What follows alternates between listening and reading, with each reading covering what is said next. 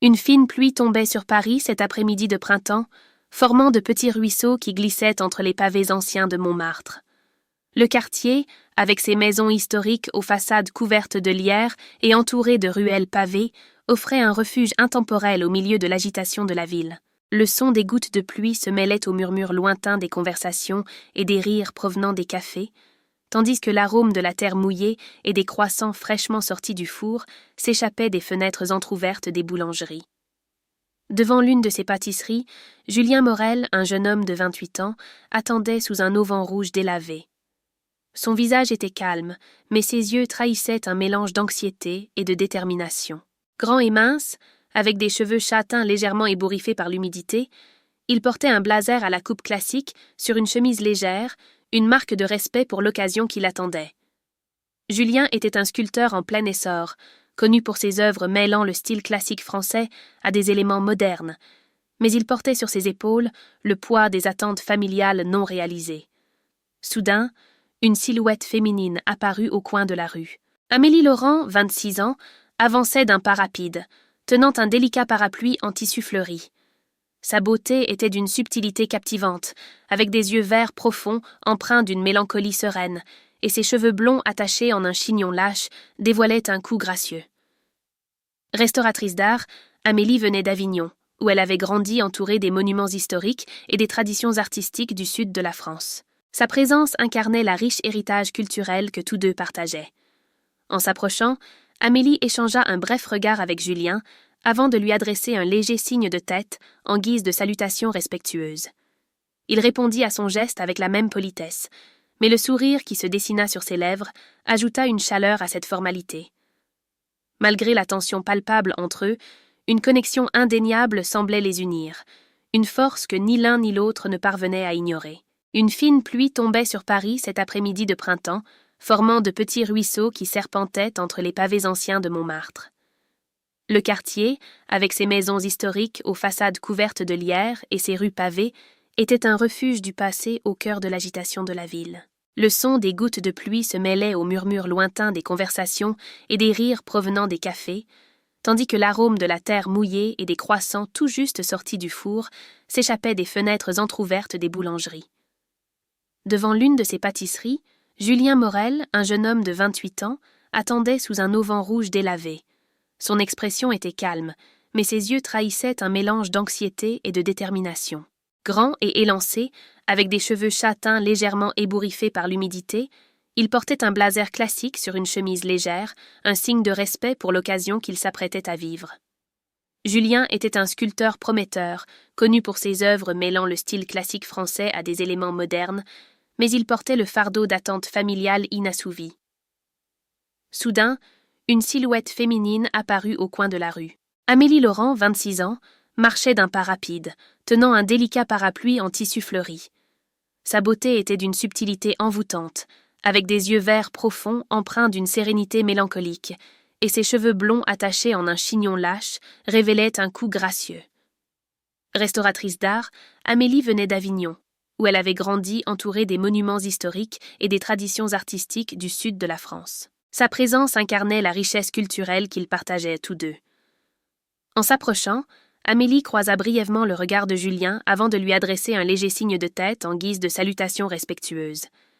Il répondit avec la même politesse, mais le sourire qui apparut sur ses lèvres apporta une chaleur inattendue à cette formalité.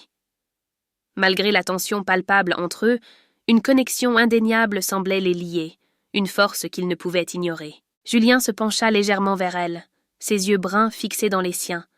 « Je sais que c'est compliqué. Je sais ce que ta famille attend de toi, et je sais que le monde nous dirait d'arrêter. Mais nous, ne méritons-nous pas au moins d'essayer ?» Amélie sentit son cœur se serrer. Le poids des attentes familiales, du respect envers les anciens et des normes sociales semblait l'étouffer. Dans la culture française, particulièrement dans des cercles traditionnels comme le sien, la réputation et les alliances de familiales étaient des valeurs immuables. Pourtant, face à Julien, elle ressentait quelque chose qu'elle n'avait jamais connu auparavant, la liberté. Avant qu'elle ne puisse répondre, le son d'une cloche au loin interrompit l'instant. Un groupe de touristes entra dans la galerie voisine, apportant avec eux le brouhaha de leurs voix et l'odeur de la pluie. Le charme du moment fut brisé, mais la tension entre eux persista, comme une flamme impossible à éteindre. Dans les jours qui suivirent, Julien et Amélie se plongèrent dans les travaux de restauration de l'ancienne abbaye d'Avignon. Située sur une colline entourée de champs de lavande, l'abbaye semblait flotter dans le doux parfum des fleurs. Les moines qui y résidaient encore les accueillaient avec sérénité, leur offrant des tisanes et des paroles de sagesse qui, souvent, semblaient directement adressées aux dilemmes qu'ils affrontaient. Un après-midi, alors qu'ils travaillaient côte à côte dans la nef principale de l'abbaye, Julien s'arrêta pour observer Amélie. Elle était concentrée sur la restauration d'une fresque délavée, les mouvements précis de ses mains reflétant sa dévotion. Il savait qu'il l'aimait, mais il savait aussi qu'aimer une femme comme elle était semblable à tenir un morceau de glace dans sa main, douloureux, mais impossible à lâcher. « Crois-tu au destin » demanda-t-il, brisant le silence. Amélie leva les yeux, surprise par la question. « Je crois que le destin est façonné par nos choix, » répondit-elle avec une fermeté qu'il ne s'attendait pas à entendre. Ces mots le frappèrent comme une révélation. Peut-être, après tout, il était possible de défier les règles. Peut-être l'impossible pouvait-il être atteint. Ce soir-là, alors que la pleine lune illuminait l'abbaye, Julien retrouva Amélie dans le jardin. Sous la lumière argentée, entouré par le parfum de la lavande et des rosiers grimpants, il prit ses mains dans les siennes. « Amélie, dit-il, sa voix chargée d'émotion. Peu importe le prix, je te choisis. » Ses yeux se remplirent de larmes, et pendant un moment qui sembla une éternité, elle ne dit rien. Mais alors, avec une force puisée du fond de son âme, elle répondit « Moi aussi, je te choisis. » Ainsi, sous la lune française, entourés par la beauté intemporelle de leur culture, les deux amants décidèrent de défier l'impossible, unis par la conviction que le véritable amour peut transcender toutes les règles. La décision de Julien Morel et Amélie Laurent fut comme jeter une pierre dans un lac paisible. Les vagues de l'impact allaient inévitablement se propager. Ils savaient que le chemin serait ardu, mais en ce moment, sous les platanes en fleurs, ils choisirent de privilégier ce qu'ils ressentaient. Dès cet instant, chaque regard échangé, chaque contact subtil portait un sens plus profond. La détermination d'être ensemble, même si le monde entier conspirait contre eux. Les jours suivants à l'abbaye furent marqués par une atmosphère de dualité.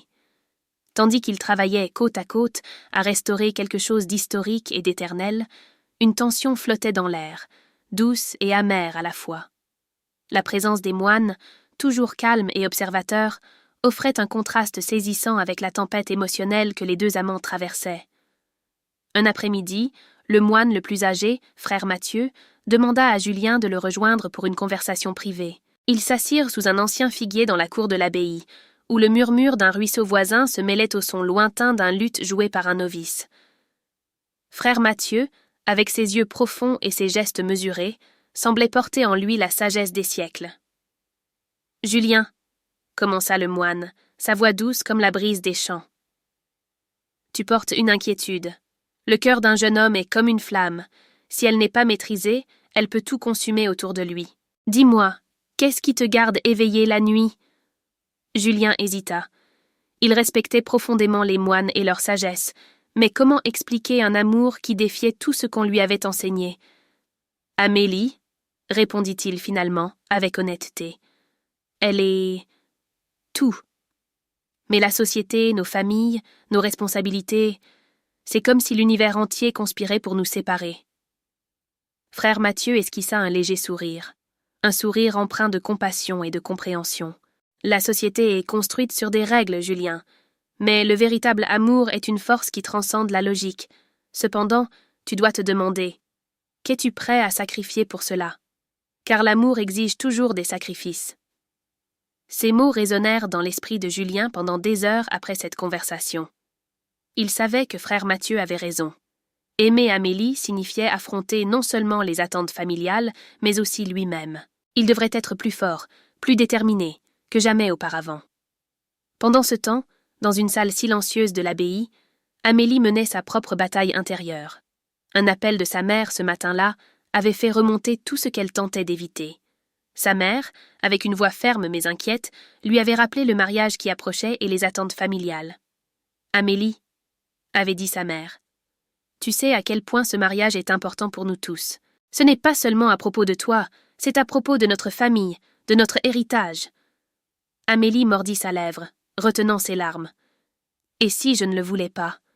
Et si j'aimais quelqu'un d'autre? » De l'autre côté de la ligne, un silence chargé de sens s'installa. Quand sa mère répondit enfin, sa voix était basse mais inflexible. « L'amour est un choix, ma fille, et parfois, nous choisissons d'aimer par devoir, pas par désir. » Cette conversation laissa Amélie en morceaux. Elle savait que défier sa famille serait un acte de rébellion presque impensable dans le milieu traditionnel français où elle vivait, où l'héritage familial et les attentes sociales étaient un des piliers de la vie. Mais son cœur insistait pour suivre un chemin différent. Ce soir-là, les deux se retrouvèrent à nouveau sous les platanes du jardin de l'abbaye. La pleine lune, désormais un peu plus haute dans le ciel, illuminait leurs visages d'un éclat argenté. Julien pouvait voir le conflit intérieur d'Amélie reflété dans ses yeux. « Julien, » commença-t-elle, sa voix tremblante, « ma mère a appelé, elle veut que je rentre. Elle a dit que le mariage doit être avancé. » Il sentit son cœur se serrer, mais ne laissa pas transparaître de faiblesse.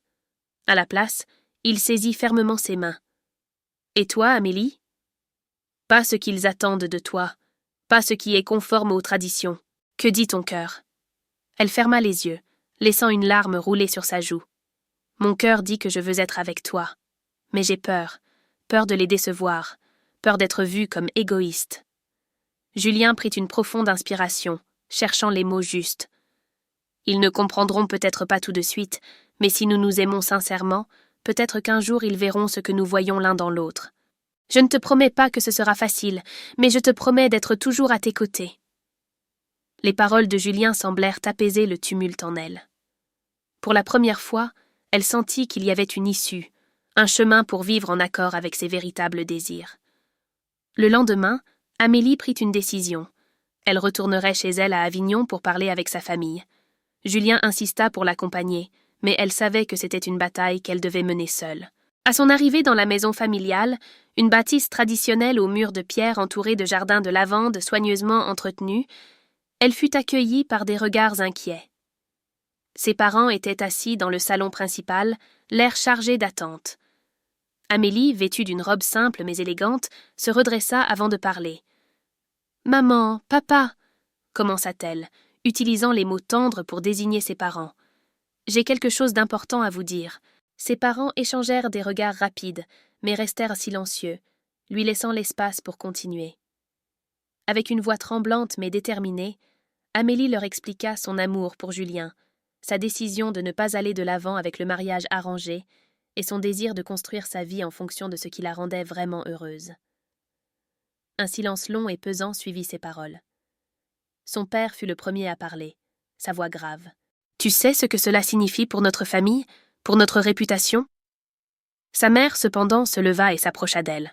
« Amélie, » dit-elle, les yeux remplis de larmes, « nous voulons seulement ce qu'il y a de mieux pour toi.